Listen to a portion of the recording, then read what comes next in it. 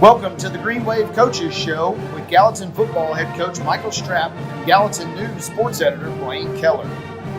The Green Wave Coaches Show is brought to you by Tennessee Ace Hardware. Football season is grilling season, so stop by Tennessee Ace Hardware today and check out their large selection of Big Green Egg grills. Also brought to you by Double Dogs, Sumner County's favorite sports bar. Dairyberry's Heating and Air. Dairyberry's has been voted Sumner County's best heating and air service for the past 9 years.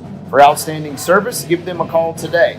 And finally, by Tennessee Highway Safety Office, reminding you that fans don't let fans drive drunk. Now here are Coach Michael Stroup and Blaine Kellar. The 2024 Sumner County football season marches on, and so do we on the Green Wave Coaches Show. I'm Sumner County sports editor Blaine Kellar, joined as always by Gallatin football coach. Episode 2 of the 2024 season of the Green Wave Coaches Show. Coach, this may sound a little bit like deja vu on my part, but congrats on your first win of the season, again, against Station Camp last Friday night in the Mayor's Cup. Last year, first win as Gallatin coach came in that game.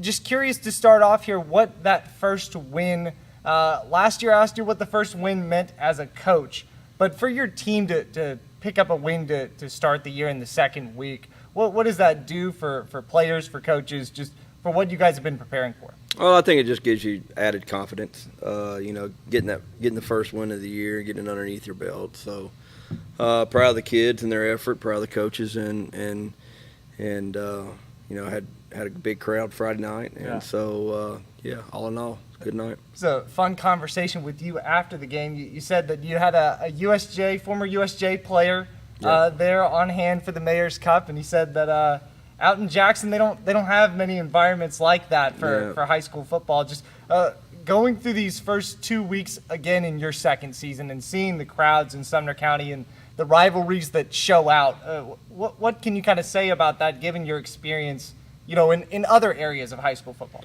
Well, I think every school has its, their own passion for the game. But here in Sumner County, it's a little different.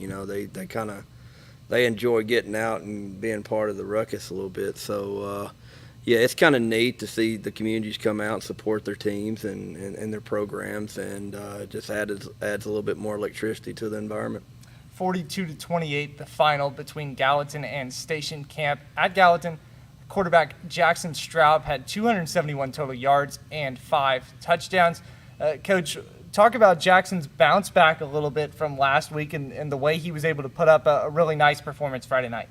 Yeah, I think that he wasn't very happy with the way he played, and I wasn't either in week 1, and a lot of that has to do with settling in and not being so nervous and whatnot, which I don't understand why. He'd already started 11 games the year before, but he settled in, had a great week of preparation as far as film study and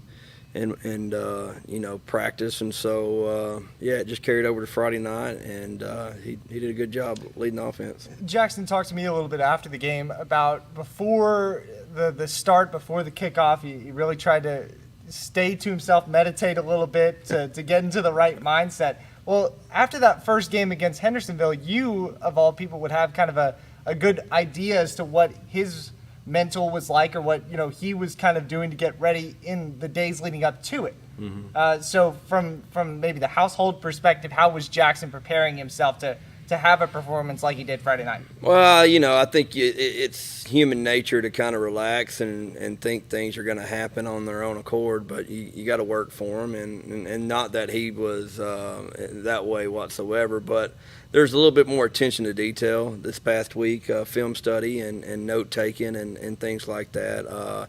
He had always taken notes and kind of given himself tips and reminders. He did that last week, and so he just kind of dove into the game plan a little bit more.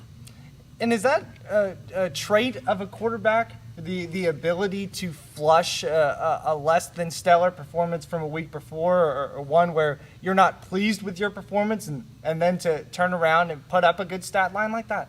I think if you're going to be a good player whatsoever, you better have a short-term memory. So You can't think about the last play. But yeah, I think that's a mark of a good player. I don't care what position you play, but you especially at quarterback, you gotta play the next play and not think about the last one, because if you do, you're gonna make a mistake on the next play. So he does a really good job of that. He's been around some really good quarterbacks and some good mentors, so they've all given him advice throughout the years, and so I think he does a really good job on that part. Do you give him any advice on that?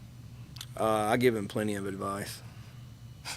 Like I said, Jackson 5 touchdowns in that one, 3 passing, 2 rushing, and the option game really helped out Gallatin's offense at times. And Coach, kind of looking at some of the highlights from the game and talking with you and even Station Camp Coach Chris Bain, you guys were able to be effective because Station Camp was really attacking the rusher, that first running back option on those plays. How did you see that develop on the sidelines? I just we've adding a third element to our game with the quarterback being able to get away from the be able to run the ball.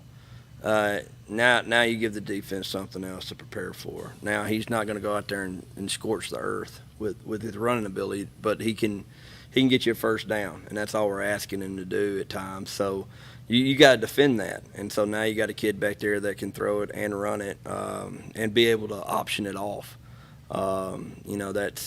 That's a unique quality to have all three of those in a quarterback this day and age. So we had the opportunity to pitch it on a couple plays and did, and we're able to get some yards out of it. Coach, you had 2 quarterback keepers for Jackson, about 2 yards and then 1 yard out. The fake to Cage Johnson, turning that into a touchdown for Jackson Stroup both times. Second half, you had a pitch to Nehemiah Dawson that went for 46 yards. We'll talk about that in a second. But also the scramble on third down that he had at the very end of the game to gain 10 yards and salt the win away. Which of those is most impressive in your mind as a coach? I think the one that I think the one at the end of the game. We were in a, I don't know if we were an empty set or not. Maybe we were. But they dropped everybody off and they rushed, I think, 3, and then Jackson was able to kind of recognize that and pick up, I think, maybe 12, 15 yards for us right there at the end. So that's something last year he would have done. It'd probably take him a week to get there. So he did a better job of it this year. Well, talk about the effectiveness not only for the quarterback to make those plays, but also the running backs to do their jobs even on the times that they're not getting the ball. Yeah, we've got to be able to. I stay on the running backs a good bit, and I stay on the quarterbacks too, carrying out your fakes. When you're not got the ball, I always talk about rocking the baby, and so we've got to rock the baby and carry out our fakes and make them think that we got the ball. Quarterbacks, same thing. Either we're faking after we hand it off, we're either faking a run or we're faking a throw. So that's a little bit of points of emphasis this week. There was a good amount of success, as usual, for Gallatin's passing attack as well. You had 5 receivers get 2 or more receptions in that game. Jeremiah Williams had a great stat line, 8 catches, 147 yards, 2 touchdowns, and kind of touched on this last week, but with the new faces that are in that wide receiver room, how has Jackson been able to create chemistry with guys, Jeremiah included, but even outside of him? Yeah, I think that it is, with Jeremiah especially, we didn't have him during the preseason. He was banged up a little bit, so we only had him for one scrimmage during the preseason. He sat out and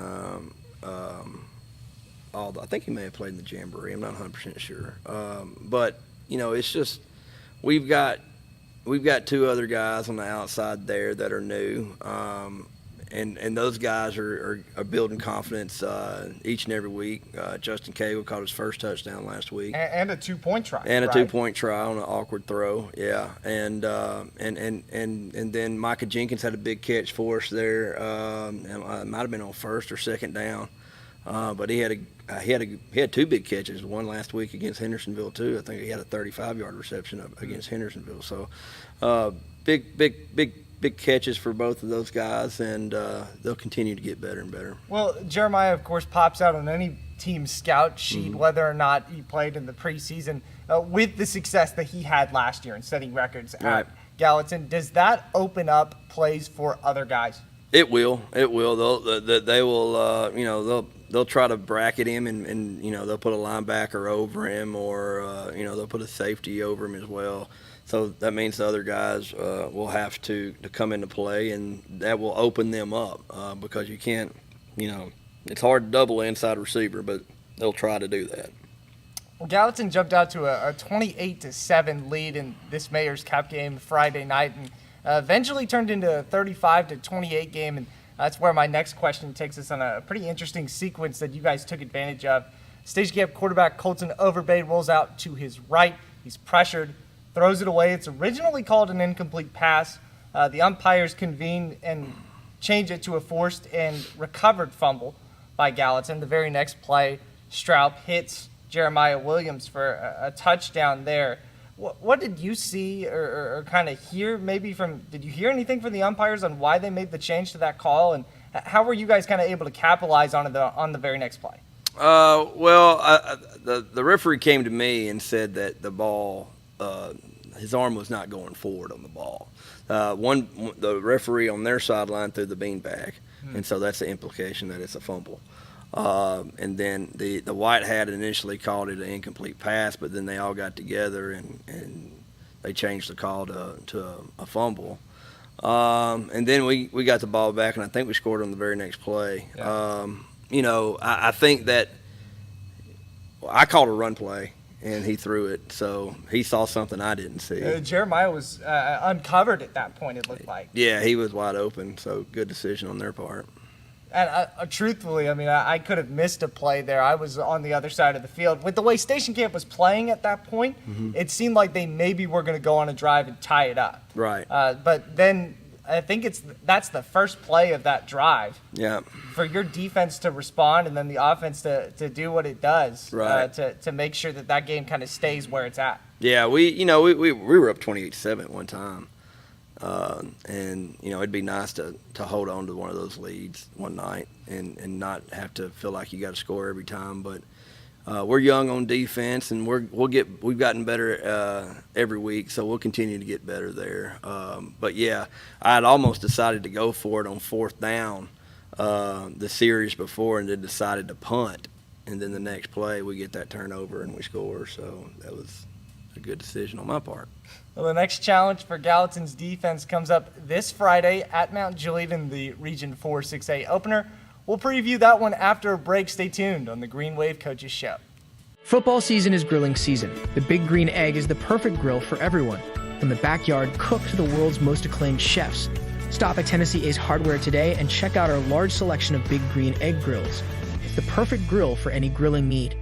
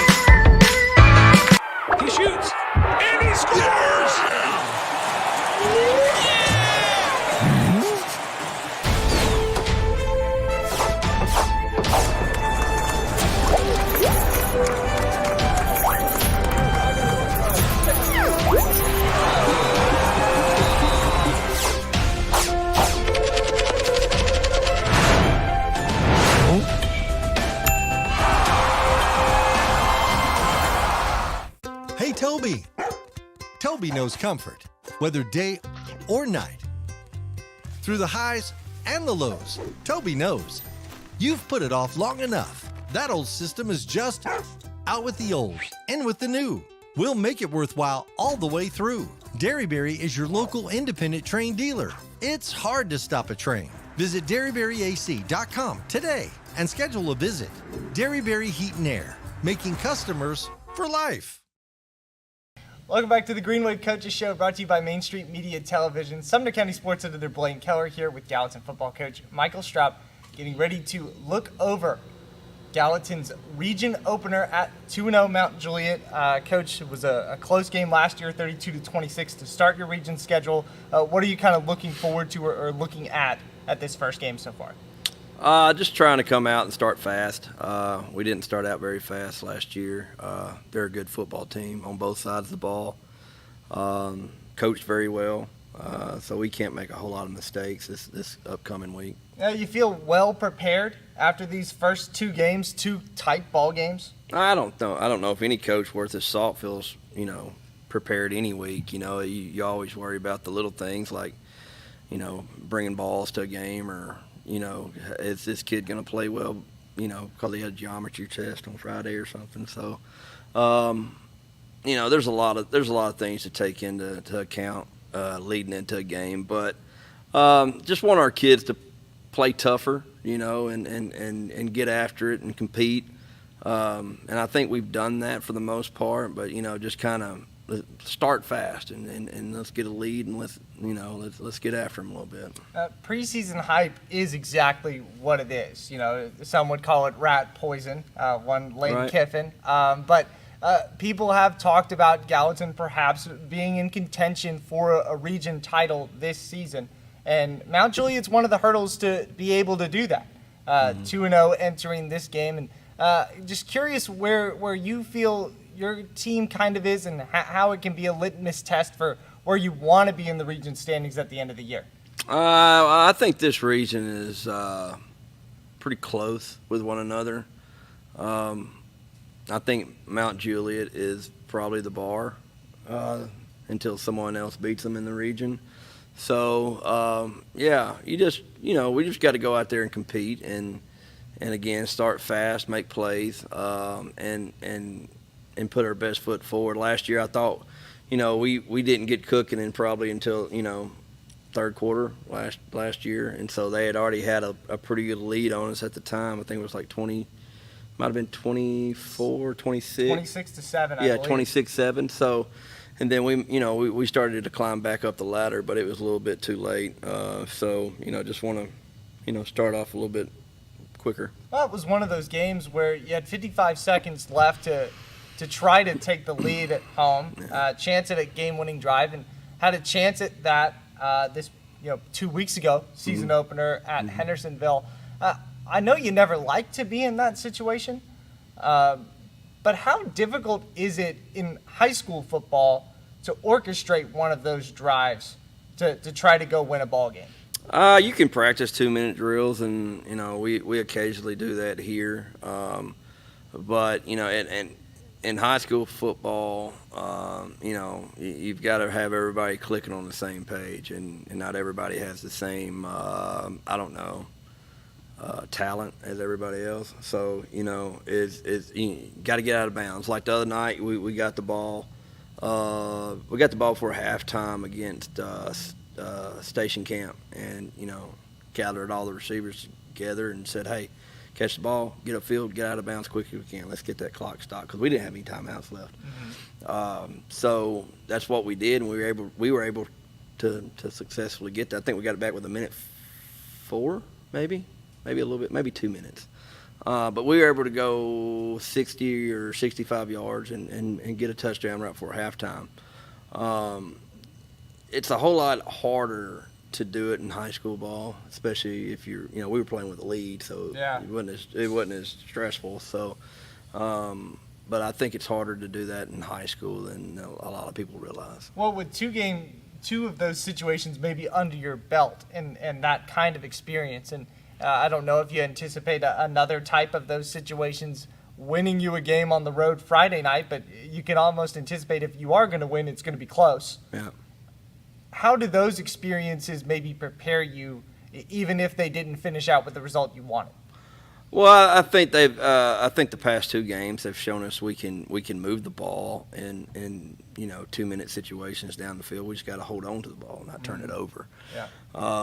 So yeah, I think we've been kind of tested there and done a good job in both scenarios. But Trey does a good job coaching his guys over there, and his coaches do a good job, relaying his message. And, until somebody can knock them off the top of the hill, then, they're the king of the hill. So, we're just going to go over there and give it a go, see what we can do. Wanted to ask you a little defensively, Coach.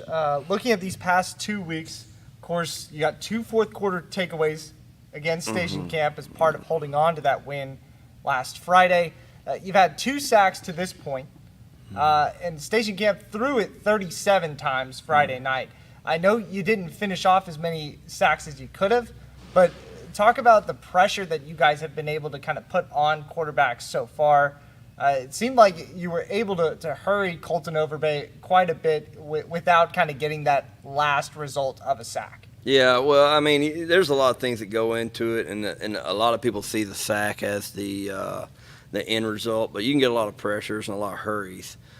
Quarterback throwing the ball before he wants to, and rushing him, and the timing be off between the receiver and the quarterback a little bit. So, thought our guys did a good job there. I would prefer them to be sacks, that way the play ends. Sure. So we've discussed that this week, and we're going to practice those scenarios during defensive time this week. But yeah, just Mount Juliet is going to be a different type of offense. Where Station Camp was probably 10 personnel majority of the time. Mount Juliet would be 21, 22 personnel where they'll play action you to death.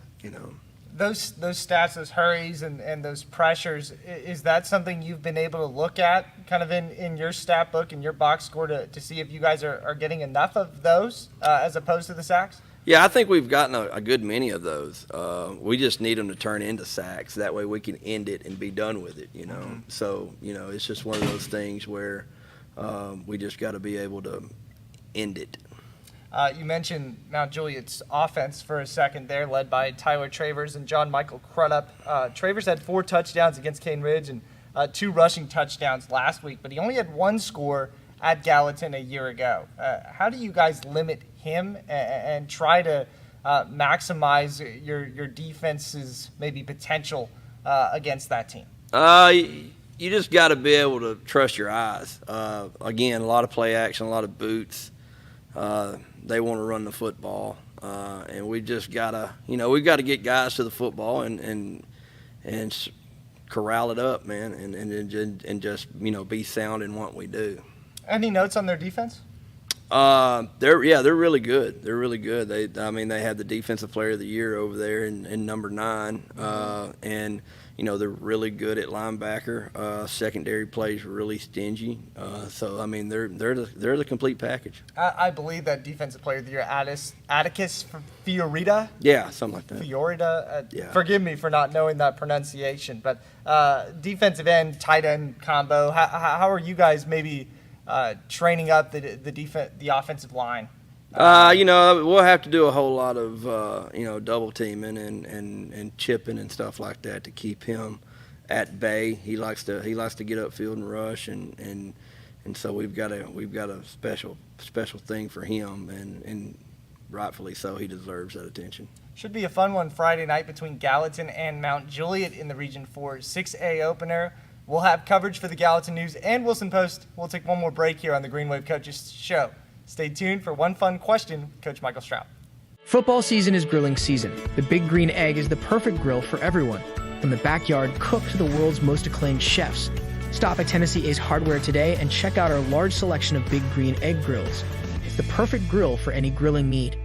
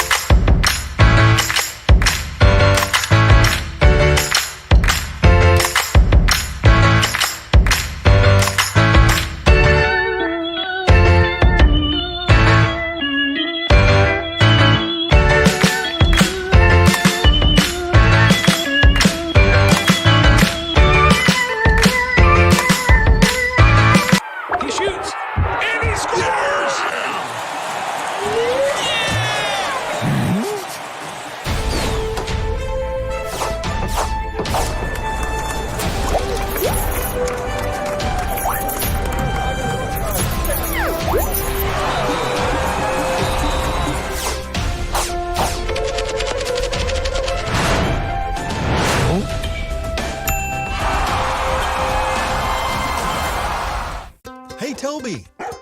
Toby knows comfort, whether day or night. Through the highs and the lows, Toby knows. You've put it off long enough. That old system is just out with the old, in with the new. We'll make it worthwhile all the way through. Derryberry is your local independent train dealer. It's hard to stop a train. Visit DerryberryAC.com today and schedule a visit. Derryberry Heat and Air, making customers for life. Time for one fun question with Coach Michael Stroup on the Green Wave Coaches Show. And Coach, going to jog your memory back to the steak dinner that you guys put on annually at Gallatin. I was there taking some photos when it was announced that you were going to be the girls flag football coach for the upcoming spring.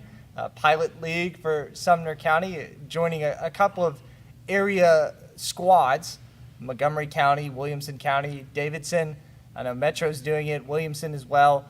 Coach, what's the excitement in getting to do that once football wraps up in the fall and the winter, getting to be a part of girls flag football in Sumner County? Yeah, I think it'd be exciting. I think a lot of girls are excited to be a part of it and get to play. So, yeah, I got it. Me and Coach Clemens, my defensive coordinator, will take part in that this spring and, yeah, have a good time with it. It's pretty interesting looking at the coaches across the county. Some are softball coaches, some are golf coaches, some are football coaches.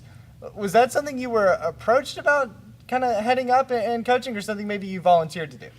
Well, I kind of went to the administration about it, and I have a friend of mine who does it in Missouri, and he said it was a great experience, and I have a good friend of mine who coaches girls basketball, and he's always mentioned, it's always talked about how girls are fun to coach and they get after it and they hustle. So it was just something I was kind of curious in and see how it works out, and so. Yeah, we'll go out there and sling it around and try to score. That'll be the third sport you've coached in your lifetime: football, baseball, girls flag football. Am I missing anything? No. Maybe we'll have a Green Wave girls flag football coaches show in the spring. Stay tuned for that. Right. Thank you guys for watching our second episode of the Green Wave Coaches Show, brought to you by Main Street Media Television. Be sure to catch Gallatin Friday against Mount Juliet, and we'll see you back here next week. You've been watching the Green Wave Coaches Show with Gallatin football head coach Michael Stroup and Gallatin News sports editor Blaine Kellar. The Green Wave Coaches Show is brought to you by Tennessee Ace Hardware, Double Dogs, Derryberry's Heating and Air, and the Tennessee Highway Safety Office.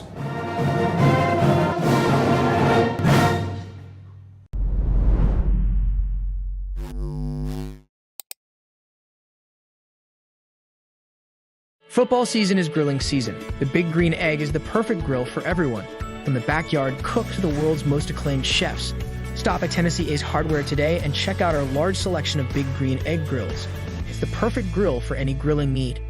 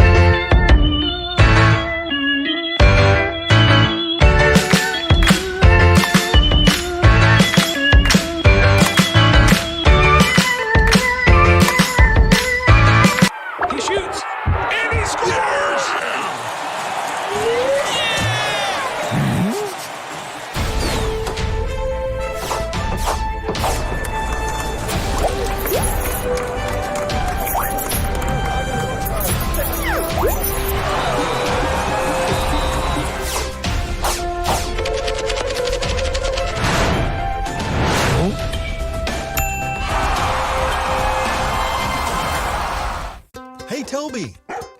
Toby knows comfort, whether day or night. Through the highs and the lows, Toby knows. You've put it off long enough. That old system is just out with the old, in with the new. We'll make it worthwhile all the way through. Derryberry is your local independent train dealer. It's hard to stop a train. Visit DerryberryAC.com today and schedule a visit. Derryberry Heat and Air, making customers for life.